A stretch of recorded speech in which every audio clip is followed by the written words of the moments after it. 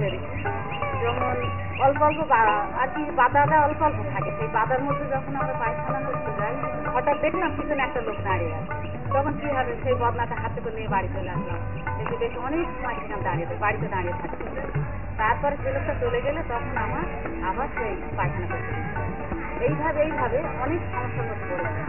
তারপরে ক্লিনিকেশন যখন আসলো তখন পঞ্চায়েত থেকে আমাদের বললো যে তোমরা এই ক্লিনিকেশনের যে পায়খানা ঘরের এটা তখন দাম ছিল 165 টাকা, এই একটা করে নিয়ে নাও, এর থেকে অনেক সুবিধা পাবে।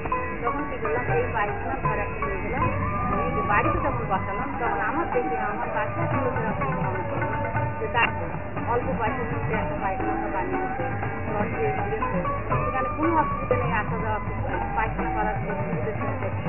এই দেখে পাঁচের লোকেরা আস্তে আস্তে নিতে শুরু করে।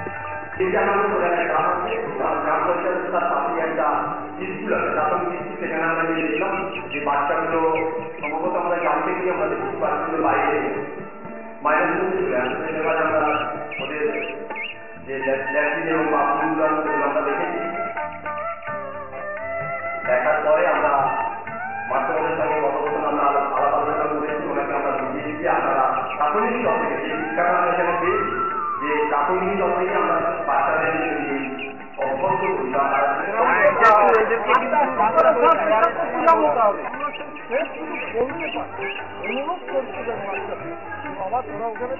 করি বা এটাই করো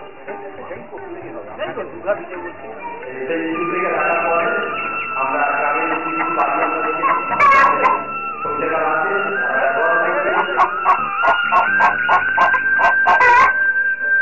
আবার কিছু জায়গায় আমরা দেখেছি হসপিটাল বা ভর্তি হয়ে গেছে, সেখানে আমরা বলেছি আপনারা সঙ্গে কথা বলবেন ডাক্তারকে আর এক জায়গায় বন্ধ করে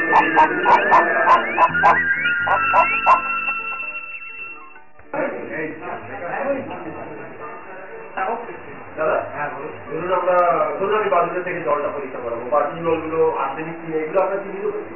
হ্যাঁ, আপনার নাম্বার দিয়ে নাম্বারিং করছি বা লাল কালার বা কোনো কালার দিয়ে চিহ্নিত করে দিচ্ছেন, আমরা কালার করবো কোনো কিছু লিখে দিচ্ছে না যে এই জলটা আর্সেনিক কালার যদি আমরা খাওয়া যায় তাহলে দেওয়ার পর আমরা জল টেস্ট করছি। তারপর টোটাল রিপোর্ট ব্লক কমপ্লিট হওয়ার পর টোটাল রিপোর্ট ব্লকে পাঠিয়ে দিচ্ছি, ইউনিটেস্টে পাঠিয়ে দিচ্ছি। আর এই জল পরীক্ষা করতে কত 80 টাকা,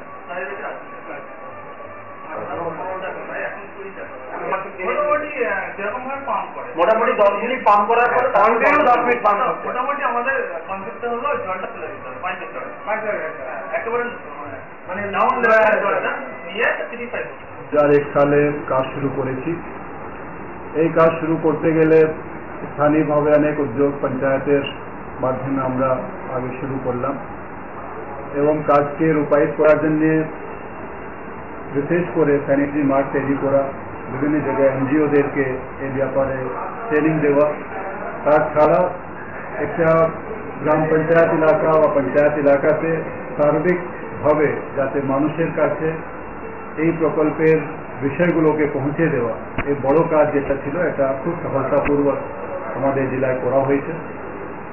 আমরা বিভিন্ন জায়গায় ব্যাপক প্রচারের জন্য দেওয়াল লিখন, হোর্ডিং, ট্যাবলো, মিটিং, মিছিল, প্রফেশন, পদযাত্রা এইসব মাধ্যমেও এর প্রচার আমরা করেছি, যার ফলস্বরূপ এখন আমরা আমাদের জেলায় আমাদের টার্গেটের কাছাকাছি পৌঁছে গেছি এবং আমাদের যে হাউস হোল্ড স্যানিটেশন করার কথা ছিল ওর 60 থেকে 70% ইতিমধ্যে আমরা কমপ্লিট করতে পেরেছি।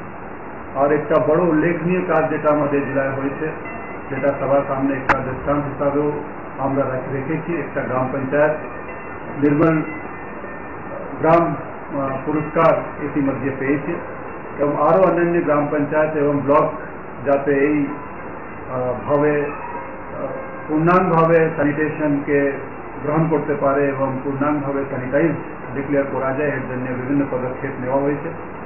আমাদের এখনো 1.5 থেকে 2 লাখ বাড়ি স্যানিটেশন করার প্রয়োজন আছে, এর জন্য আমরা ব্যাপকভাবে আরও প্রচারে নেমেছি।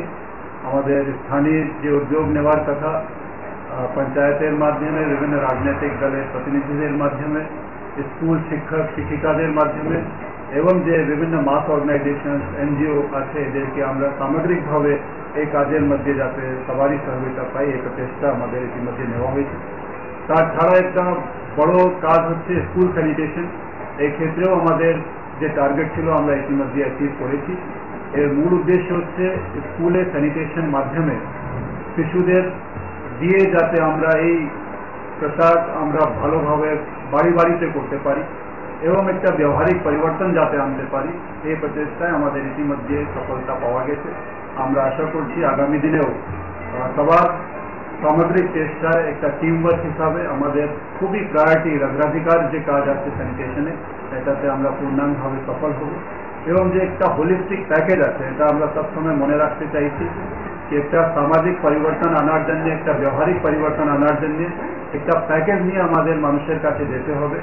এটা ন্যূনতম একটা ছোট স্যানিটারি ল্যাট্রিন করাই নেই, কিন্তু এর সঙ্গে সঙ্গে স্বাস্থ্য বিধান ব্যাপারে যে পুরো চিন্তা ভাবনা আছে এটা মানুষের মধ্যে পৌঁছে দেওয়ার আমাদের উদ্দেশ্য আছে এবং আমরা আশা করছি এর মাধ্যমে একটা সচেতন সমাজ আমরা গড়ে তুলতে পারবো এবং যে উদ্দেশ্য নিয়ে স্বাস্থ্য বিধান আমাদের প্রকল্প আমাদের জেলায় শুরু হয়েছে এটা আগামী দিনে অবশ্যই সার্থক হবে।